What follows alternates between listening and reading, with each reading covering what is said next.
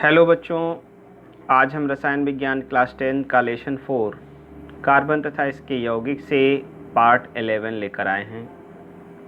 हम स्टडी कर रहे थे हाइड्रोकार्बनों का वर्गीकरण, जिसमें इनका वर्गीकरण दो तरह से होता है।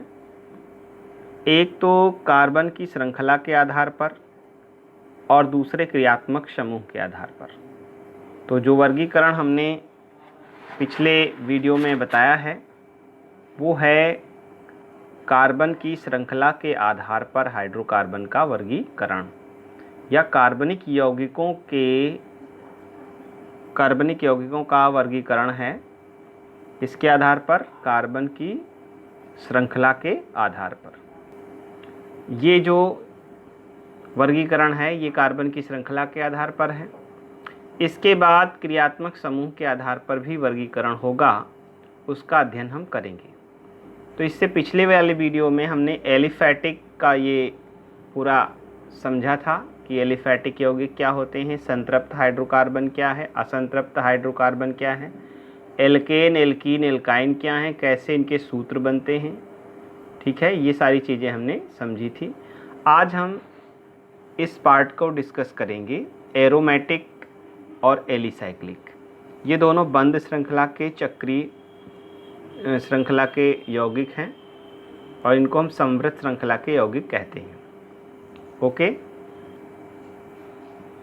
तो आइए देखते हैं कार्बन तथा इसके यौगिक में समवृत्त श्रृंखला यौगिक अर्थात चक्रीय यौगिकों को ऐसे सभी यौगिक जिनमें कार्बन परमाणु एक बंद श्रृंखला अथवा चक्र के रूप में व्यवस्थित होते हैं। इससे पहले वाले वीडियो में हमने जो पढ़ा था वो क्या पढ़ा था कि कार्बन की एक सीधी श्रृंखला ऐसे होगी, वो ओपन चेन होगी। और ये सीधी श्रृंखला दो प्रकार की है, एक तो शाखित और एक अशाखित। ठीक है, ये अशाखित है और यहाँ पर अगर कार्बन लग जाए तो ये शाखित श्रृंखला हो जाएगी। अगली बात हम पढ़ेंगे कि कार्बन की श्रृंखला को यदि ऐसे चक्रीय क्रम में जोड़ दिया जाए इस तरह से, तो इसको हम कहेंगे चक्रीय यौगिक या समवृत्त श्रृंखला वाले यौगिक। ठीक है, तो चक्रीय यौगिक कहलाते हैं। इसमें कार्बन क्या होता है, एक चक्र के रूप में व्यवस्थित होता है। कार्बन कैसे व्यवस्थित होता है, एक चक्र के रूप में। तो देखिए चक्र कहाँ से बन पाएगा, दो कार्बन का कोई चक्र तो बन नहीं पाएगा, तीन कार्बन का चक्र बन सकता है। ठीक है, तीन कार्बन आपस में ऐसे जुड़ सकते हैं। ठीक है, तो तीन कार्बन से ये चक्र स्टार्ट हो सकता है और आगे चल के 4 कार्बन, 5 कार्बन, 6 कार्बन, 7 कार्बन का चक्र बनता चला जाता है। ठीक है, तो इस जब कार्बन की श्रृंखला को हम मोड़कर एक चक्र रूप में दे दें, ये वाला पॉइंट यहाँ से उठा के यहाँ जोड़ दें, तो उसको हम कहेंगे चक्रीय श्रृंखला वाले यौगिक। इन्हीं दो वर्गों में बांटा गया है। कैसे, एरोमेटिक और एलिसाइक्लिक। देखिए एरोमेटिक कौन से यौगिक होते हैं, जो बेंजीन से रिलेटेड होते हैं, बेंजीन के व्युत्पन्न होते हैं। और एलिसाइक्लिक जो होते हैं वो बेंजीन के व्युत्पन्न नहीं होते हैं। तो बेंजीन की कुछ क्वालिटी है, कुछ खासियत है। बेंजीन की संरचना केकुले ने दी थी और उन्होंने इनकी संरचना और इनके गुणों के बारे में बताया था बेंजीन के। और बेंजीन भी कार्बन की तरह बहुत सारे यौगिक बनाता है, व्युत्पन्न बनाता है। तो उसके बारे में आगे चल के अध्ययन करेंगे। एरोमेटिक यौगिक क्या होते हैं, विशेष प्रकार की गंध के यौगिक होते हैं। एरोमेटिक बेंजीन के व्युत्पन्न होते हैं। एरोमेटिक यौगिक जो भी होते हैं बेंजीन के ही व्युत्पन्न होते हैं, लगभग सामान्यतया एक दो को छोड़कर। इनमें एकांतर पर द्विबंध पाया जाता है। ये जो चक्र होता है इनका चक्र, उसमें एकांतर पे क्या पाया जाता है, द्विबंध पाया जाता है सामान्यतः। एरोमेटिक यौगिक भी दो प्रकार के होते हैं। देखिए अब यहाँ पर आप समझिएगा, जो चक्रीय यौगिक होते हैं वो चक्रीय यौगिक दो प्रकार के होते हैं, एरोमेटिक और एलिसाइक्लिक। एलिसाइक्लिक भी दो प्रकार के हैं और एरोमेटिक भी दो प्रकार के हैं, मतलब इसके भी दो प्रकार हैं, इसके भी दो प्रकार हैं। तो हम पहले एरोमेटिक यौगिकों के दो प्रकार पढ़ेंगे। एक होगा आपका समचक्री या कार्बोचक्री। देखिए कार्बोचक्री यहाँ से निकल कर आ रहा है कि कार्बन का ही चक्र हो, सम माने समान चक्र हो या कार्बन का ही चक्र हो। इन यौगिकों में बंद श्रृंखला के विरेचन में कार्बन के अतिरिक्त कोई अन्य तत्व भाग नहीं लेता, अर्थात कार्बन ही कार्बन रहता है। अब बच्चे हमको एक बात बताएं यहाँ पर कि यदि हम कार्बन की एक श्रृंखला सीधी ऐसे ले लें तो कॉर्नर पर 3 हाइड्रोजन लगेंगे, बीच में सब में 2-2 हाइड्रोजन लगेंगे। ये चीज़ ध्यान रखिएगा। अगर कौन सा है आपका एल्केन है, सिंगल बॉन्ड वाला है एल्केन, यहाँ पर कॉर्नर पर क्या लगेगा, 3-3 हाइड्रोजन कॉर्नर वाले कार्बन पर और बीच वाले पे 2-2 हाइड्रोजन लगेंगे। अगर हम इसको उठा के यहाँ से जोड़ना चाहें, इस कार्बन से चक्री बनाना चाहें, तो चक्री बनाने में ये हाइड्रोजन और ये हाइड्रोजन हट जाएगा, अर्थात 2 हाइड्रोजन कम हो जाएंगे। तो ये कितने कार्बन का था, 1 2 3 4 5 कार्बन का था। 5 कार्बन, 5 दूनी 10 में 2 जोड़िए। हमने बताया था कि एल्केन का जो सामान्य सूत्र होता है वो CnH2n+2 होता है, अर्थात कार्बन की संख्या के 2 गुने से 2 ज़्यादा। तो 5 दूनी 10 2 12 हाइड्रोजन है, 1 2 3 4 5 और 5 10 और 2 12। लेकिन यहाँ पर जब ये दोनों हाइड्रोजन हट जाएंगे तो ये C5H10 हो जाएगा, जो कि फार्मूला किसका है, 5 दूनी 10 एल्कीन का है, CnH2n, अर्थात कहीं पे एक डबल बॉन्ड ढूंढा जाएगा। तो थोड़ा सा इसमें आपको ध्यान देना है कि C5H10 एल्कीन भी हो सकता है और C5H10 साइक्लो कंपाउंड भी हो सकता है, अर्थात चक्रीय यौगिक भी हो सकता है, जो इस प्रकार बनेगा। ये 1 carbon, 2 carbon, 3 carbon, 4 carbon, 5 carbon, और प्रत्येक कार्बन से 2-2 हाइड्रोजन यदि जुड़ जाएं तो ये बनेगा आपका साइक्लो कंपाउंड। अब क्या करना है, एकांतर पर डबल बॉन्ड लाना। तो ये हाइड्रोजन मिस करें, ये हाइड्रोजन मिस करें, यहाँ बॉन्ड लगाएं। फिर इसके बाद ये हाइड्रोजन मिस करें, ये हाइड्रोजन मिस करें, यहाँ बॉन्ड लगाएं। और फिर यहाँ पर एक एकांतर पर बॉन्ड बन सकता है, जहाँ पर 6 कार्बन होंगे वहाँ पर ज़्यादा आसानी से बन सकता है। तो यहाँ पर हम एक उदाहरण ले रहे हैं 6 कार्बन का, जो कि आपका है बेंजीन। 6 कार्बन को हम किस प्रकार जोड़ सकते हैं, इस प्रकार जोड़ सकते हैं। 6 कार्बन की ये श्रृंखला है, ऐसे इस प्रकार की। अब इसमें एकांतर पर डबल बॉन्ड लगाना है, यानी यहाँ डबल बॉन्ड लगा दी, इसको छोड़ के यहाँ डबल बॉन्ड लगा दी, इसको छोड़ के यहाँ डबल बॉन्ड लगा दी। अब प्रत्येक कार्बन की जो वैलेंसी है वो 3-3 हो गई है, 3-3-3, यानी एक हाइड्रोजन सब में जुड़ जाएगा। ये संरचना है हमारी बेंजीन की। किसकी संरचना है, बेंजीन की संरचना है। और ये जो हाइड्रोजन लगे हुए हैं यही हाइड्रोजन प्रतिस्थापित होकर दूसरे समूहों को जोड़ते हैं। जैसे OH को जोड़ेंगे तो फिनॉल हो जाएगा, CH3 को जोड़ेंगे तो टाल्वीन हो जाएगा, है ना। इसी तरह से इसमें क्लोराइड को जोड़ेंगे तो क्लोरोबेंजीन हो जाएगा। इस तरह से ये क्या होगा, नाम बदलता रहेगा। इसी को हम कहते हैं बेंजीन के व्युत्पन्न। ये बेंजीन की स्ट्रक्चर है, और बेंजीन में कोई हाइड्रोजन हटा के क्रियात्मक समूह कोई जुड़ जाए तो उसका नाम और वो फंक्शन सब कुछ चेंज हो जाता है। तो यहाँ पर हम देखेंगे कि बेंजीन का जो व्युत्पन्न है वो किस प्रकार तैयार होते हैं। यहाँ पर बच्चे देख सकते हैं कि ये बेंजीन का स्ट्रक्चर है, और बेंजीन में 6 कार्बन परमाणु चक्री क्रम में जुड़े होते हैं, एकांतर पर डबल बॉन्ड होता है और हाइड्रोजन 6 लगे होते हैं। इसको C6H6 लिखते हैं। यहाँ पर ये जो हाइड्रोजन लगे हुए हैं ये हाइड्रोजन प्रतिस्थापित हो जाते हैं, जैसे OH समूह द्वारा प्रतिस्थापित हो गए। बाकी सब सेम वैसा ही है, केवल ये वाला हाइड्रोजन यहाँ पर क्या आ गया, OH आ गया। तो OH के आने से ये इसका नाम हो गया फिनॉल, इसके गुण भी बदल गए। अगला देखिए, यहाँ पर इसका नाम है टाल्वीन, अर्थात जो ये हाइड्रोजन है इसको हटा के यहाँ पर CH3 ग्रुप जुड़ गया है। CH3 ग्रुप जैसे ही आया इसका नाम टाल्वीन हो गया, इसके गुण बदल गए, इसका फंक्शनल ग्रुप बदल गया तो गुण बदल गए, इसको टाल्वीन नाम हो गया। ठीक है, इस प्रकार हम समचक्री कार्बोचक्री यौगिक होते हैं, एरोमेटिक, अर्थात सभी क्या होते हैं, कार्बन परमाणु की श्रृंखला होती है। जो चेन होती है, चक्री चेन होती है, उस चेन में केवल कार्बन परमाणु होते हैं, और एक अंतर होता है, एकांतर पर डबल बॉन्ड पाया जाता है।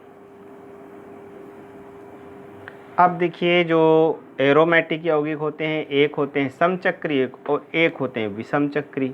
विषम चक्रीय यौगिक जो होते हैं उनमें क्या होता है, एकांतर पर डबल बॉन्ड तो होता है, लेकिन कार्बन के अतिरिक्त एक अन्य परमाणु आ जाता है। किसमें, श्रृंखला में।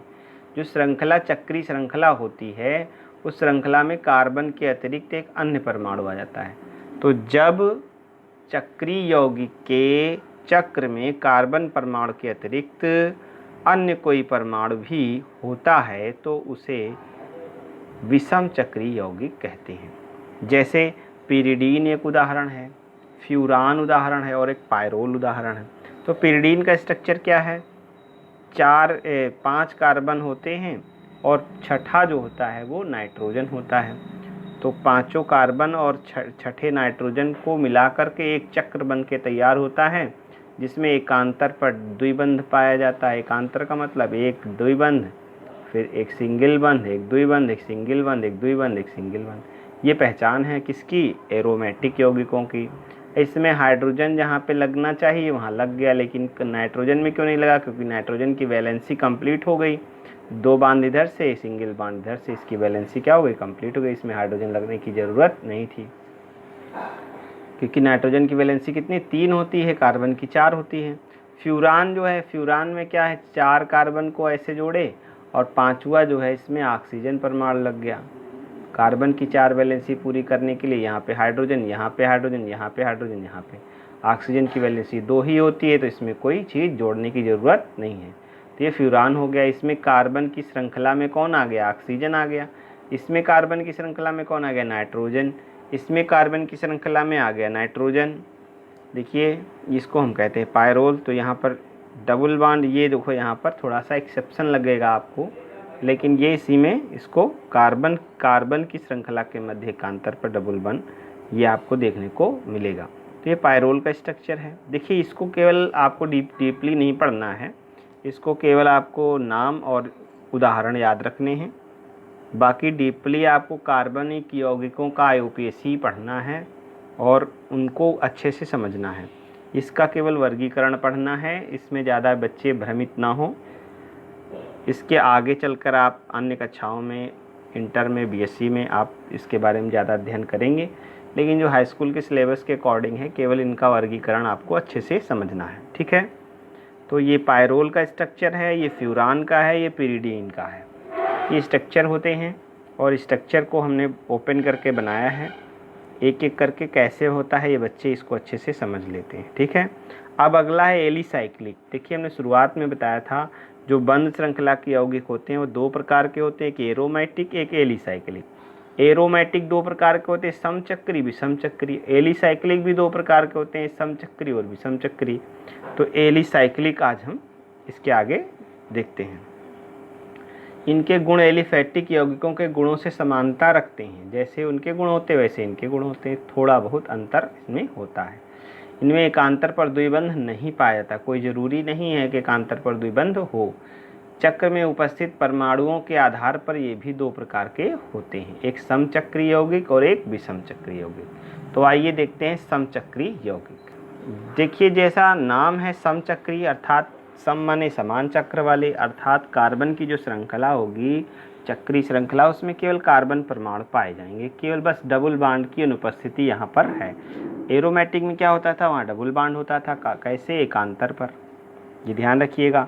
इनमें समृद्ध श्रृंखला केवल कार्बन परमाणुओं से मिलकर बनी होती है।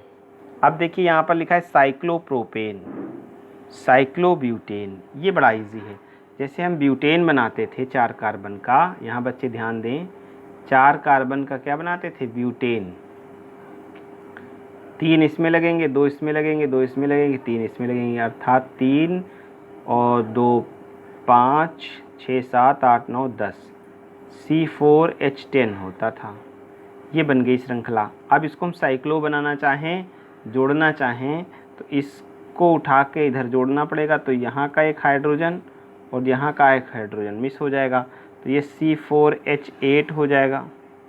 ठीक है, C4H8 हो जाएगा और ये चक्रीय श्रृंखला इस प्रकार की बन जाएगी। ये चक्रीय श्रृंखला हो जाएगी। जब ये चक्रीय श्रृंखला हो जाएगी तो इसमें हाइड्रोजन कितने लगेंगे, प्रत्येक कार्बन पर 2-2 लगेंगे, क्योंकि 2-2 वैलेंसी हर कार्बन की हो गई। लास्ट के किनारे वाली जो वैलेंसी 3-3 होती है उनको भी 2-2 वैलेंसी में चेंज कर दिया गया। देखिए ये साइक्लोप्रोपेन का स्ट्रक्चर है। 3 कार्बन को प्रोपेन बोलते हैं, 3 कार्बन को क्या बोलते हैं? प्रोप बोलते हैं। एन लगा होता है जब सिंगल बॉन्ड द्वारा खुली श्रृंखला हो। अब हम क्या करते हैं, सिंगल बॉन्ड की श्रृंखला इसलिए एन लगा दिया यहाँ पर, और साइक्लो इसलिए लगा दिया क्योंकि ये चक्रीय क्रम में है। कैसा है? चक्रीय। अगर इसको भी यहाँ से तोड़ के खोल दिया जाए तो ये प्रोपेन रह जाएगा, केवल नॉर्मल प्रोपेन रह जाएगा। यहाँ भी तोड़ के अगर इसको खोल दें तो ये ब्यूटेन हो जाएगा। चक्रीय क्रम में है इसलिए इसको साइक्लो बोलते हैं। साइक्लो माने चक्रीय। और जब इसको चक्रीय क्रम में हम जोड़ देते हैं तो इनकी जो प्रत्येक कार्बन की जो वैलेंसी है वो 2-2 बचती है। बाकी 2-2 वैलेंसी वो अपने कार्बन के साथ शेयर करते हैं। 2-2 वैलेंसी शेष रह जाती है तो हम प्रत्येक कार्बन पर 2-2 हाइड्रोजन लगा के उसको संतुष्ट कर लेते हैं। देखिए साइक्लोप्रोपेन को हम अगर लाइन स्ट्रक्चर में बनाए तो इस प्रकार भी बना सकते हैं, त्रिभुज के आकार का। हर कोने को हम कार्बन मानते हैं, त्रिभुज के आकार का बन सकता है। और जो साइक्लोब्यूटेन है उसको हम चतुर्भुज के आकार का बना सकते हैं। तो ये साइक्लोब्यूटेन है और ये साइक्लोप्रोपेन है। इसके आगे भी 2 स्ट्रक्चर दिए। अगर हम क्या करें, 5 कार्बन की श्रृंखला लें, सीधी श्रृंखला, और उनको फोल्ड करके जोड़ें तो कुछ इस तरह का स्ट्रक्चर प्राप्त होगा। अगर हम 6 कार्बन की श्रृंखला लें सीधी तो उसको जोड़ें तो ये ऐसा प्राप्त होगा। देखिए 6 कार्बन की सीधी श्रृंखला एन बनेगी C6 और 6 दूनी 12 14 होगा, H14 होगा। किनारे किनारे के हाइड्रोजन अगर हटा दिए जाएं और फोल्ड करके जोड़ दिया जाए उसको तो ये साइक्लोहेक्सेन बनेगा। इसमें भी प्रत्येक कार्बन की 2-2 वैलेंसी है, 2-2 हाइड्रोजन लगाना पड़ा। यहाँ भी प्रत्येक कार्बन की 2-2 वैलेंसी है, 2-2 हाइड्रोजन लगाना पड़ा। ठीक है, तो ये हमारा हो गया साइक्लोपेंटेन। 5 कार्बन होंगे तो साइक्लोपेंटेन, 6 कार्बन होंगे तो साइक्लोहेक्सेन। देखिए कोई भी स्ट्रक्चर हमको बनाना है तो 1 2 3 4 का हम बना लें। अगर 5 का बनाना है तो चाहे नीचे एक डॉट रख दें, ऊपर एक डॉट रख दें, मिला दें। तो मान लीजिए हमने 5 का बनाया है तो यहाँ पे एक डॉट रख दिए। जितने डॉट हैं ये क्या कहलाएंगे? कार्बन कहलाएंगे। तो ये 4 कार्बन का पहले तैयार कर लिया, और 4 कार्बन में प्रत्येक कार्बन की वैलेंसी कितनी? 2 रह जाएगी, 2 शेष रह जाएगी। 4 वैलेंसी तो होती है, 2 कंप्लीट हो गई, 2 इधर से कंप्लीट हो गई, 2 इधर कंप्लीट हो गई। ये कार्बन, ये कार्बन, ये कार्बन। अगर हमको 5 कार्बन का बनाना है तो ये बॉन्ड तोड़ के इसमें जोड़ देंगे, ऐसे 5 कार्बन का हो जाएगा। 6 कार्बन का बनाना है तो ये बॉन्ड तोड़ के यहाँ रख के ऐसे 6 कार्बन का तैयार हो जाएगा। ठीक है, इस प्रकार से हमारा ये साइक्लो कंपाउंड बनता जाएगा। अब देखिए आया है अगला विषम चक्रीय। विषम चक्रीय का मतलब कार्बन परमाणु के अतिरिक्त कोई अन्य परमाणु श्रृंखला में आ जाए तो वो कहलाएगा विषम चक्रीय यौगिक। देखिए विषम चक्रीय यौगिक इस प्रकार के कार्बनिक यौगिकों में समृद्ध श्रृंखला में कार्बन परमाणु के साथ साथ अन्य परमाणु भी आ जाते हैं। अन्य परमाणु जैसे यहाँ पे देखिए ऑक्सीजन आया है, यहाँ पे आया है सल्फर। तो जैसे हमने ये संरचना बनाई, यहाँ पर हमने क्या रख दिया? ऑक्सीजन रख दिया, यहाँ पर अभी कार्बन रखा था। ऐसे जो संरचना बन गई वो हमारी क्या हो जाएगी? विषम चक्रीय हो जाएगी। तो कार्बन कार्बन कार्बन ऑक्सीजन आ गया तो ये विषम चक्रीय हो गई। कार्बन के अतिरिक्त कोई अन्य परमाणु आ गया तो विषम चक्रीय हो गई। तो ऐसे 2 उदाहरण यहाँ पर दिए गए हैं। एक टेट्राहाइड्रोफ्यूरान दिया गया है और एक टेट्राहाइड्रोथायोफिन। हाइड्रो नाम इसलिए, देखिए उसका नाम फ्यूरान था, जो इससे पहले आप स्ट्रक्चर पढ़े थे उसका नाम क्या था? फ्यूरान था। यहाँ पे बच्चे देख सकते हैं, ये देखिए फ्यूरान। ये जो फ्यूरान था इसमें क्या है? इसमें एक एक हाइड्रोजन प्रत्येक कार्बन को मिला हुआ है और डबल बॉन्ड है। अगर ये डबल बॉन्ड हम तोड़ दें, एक बॉन्ड तोड़ दें इसका, तो एक सिंगल बॉन्ड यहाँ पर बचेगा। जब एक बॉन्ड तोड़ेंगे तो एक वैलेंसी यहाँ, एक वैलेंसी यहाँ खाली हो जाएगी, तो एक एक हाइड्रोजन दोनों पे ऐड हो जाएगा। तो यहाँ पर एक हाइड्रोजन यहाँ ऐड होगा, एक यहाँ ऐड होगा। और इधर वाला बॉन्ड अगर तोड़ें तो एक हाइड्रोजन यहाँ, एक हाइड्रोजन यहाँ, कुल मिला के 4 हाइड्रोजन ऐड होंगे। और 4 हाइड्रोजन ऐड होंगे इसीलिए इसका नाम टेट्रा रखा जा रहा है। टेट्राहाइड्रो यानी 4 हाइड्रोजन ऐड हो जाएंगे तो इसका नाम हो जाएगा टेट्राहाइड्रोफ्यूरान। देखिए यहाँ पर क्या नाम है? टेट्राहाइड्रोफ्यूरान। यही हुआ है, केवल बॉन्ड टूट गया है ये और यहाँ पर हाइड्रोजन आके ऐड हो गए हैं और इसका नाम क्या हो गया? टेट्राहाइड्रोफ्यूरान। यहाँ पर भी ऐसा ही हुआ है, टेट्राहाइड्रोथायोफिन। देखिए जब यहाँ पर डबल बॉन्ड लगा होता और तो इसका नाम क्या होता? थायोफिन नाम होता। और ये डबल बॉन्ड यहाँ का टूटा, एक हाइड्रोजन यहाँ जुड़ा, एक हाइड्रोजन यहाँ जुड़ा, यहाँ का डबल बॉन्ड टूटा, एक हाइड्रोजन ऊपर जुड़ा, एक नीचे जुड़ा, कुल 4 हाइड्रोजन जुड़े, इसीलिए टेट्रा। 4 को बोलते हैं टेट्रा, 3 को ट्राई, 2 को डाई, 5 को पेंटा, 4 को टेट्राई बोलते हैं। ठीक है, तो टेट्राहाइड्रोथायोफिन बन गया, इसीलिए इसको हम टेट्राहाइड्रोथायोफिन कहते हैं। और ये कैसा है? विषम चक्री, क्योंकि यहाँ पर डबल बॉन्ड कोई नहीं है और कार्बन की श्रृंखला जो है, चक्री श्रृंखला, उसमें सल्फर आ गया है। कार्बन की चक्री श्रृंखला में ऑक्सीजन आ गया है, इसलिए इसको हम विषम चक्रीय यौगिक कहते हैं। तो एक बार स्ट्रक्चर बच्चे फिर से देख लें, और ये पूरा स्ट्रक्चर हो गया है। यहाँ पर जो हमने बनाया था, इसका वर्गीकरण, हाइड्रोकार्बन्स का वर्गीकरण किसके आधार पर था? कार्बन की श्रृंखला के आधार पर। तो खुली श्रृंखला, बंद श्रृंखला। खुली श्रृंखला में डबल बॉन्ड वाले, सिंगल बॉन्ड वाले एल्केन संतृप्त, डबल बॉन्ड वाले और ट्रिपल बॉन्ड वाले असंतृप्त। इसमें डबल बॉन्ड वाले को एल्कीन और ट्रिपल बॉन्ड वाले को एल्काइन। अब देखिए जो श्रृंखला होगी वो बंद होगी। बंद श्रृंखला, एकांतर पर द्विबंध पाया जाए और बेंजीन के व्युत्पन्न हो, और एकांतर पर द्विबंध की कोई आवश्यकता नहीं है इधर। उसके बाद ये भी 2 प्रकार के हैं, एकांतर पर द्विबंध हो और सभी कार्बन के हों तो समचक्री, एकांतर पर द्विबंध हो, कार्बन के अतिरिक्त कोई और आ जाए तो विषम चक्री। यहाँ पर भी ऐसा ही है, कोई द्विबंध की ज़रूरत नहीं है, सब सिंगल बॉन्ड होंगे और क्या होगा? कार्बन की श्रृंखला होगी, पूरे समचक्री हो जाएगा पूरी कार्बन की श्रृंखला। और यहाँ पर कार्बन की श्रृंखला के अतिरिक्त कोई और परमाणु आ जाए, लेकिन द्विबंध की कोई बात यहाँ पर नहीं हुई है। तो ये बच्चों की समझ में आ गया होगा पूरा स्ट्रक्चर। अब आगे वीडियो में हम कार्बन का जो वर्गीकरण है, कार्बनिक यौगिकों का वर्गीकरण किसके आधार पर? क्रियात्मक समूह के आधार पर करेंगे। इतना बच्चे अच्छे से समझ लें, रिवीजन कर लें, 1-2 बार वीडियो देखें, ध्यान से समझें, पूरा समझ में आ जाएगा आराम से। ठीक है, फिर भी कोई दिक्कत होती है तो हमारा व्हाट्सएप नंबर है बच्चों के पास, मैसेज कर दें। बहुत बहुत धन्यवाद।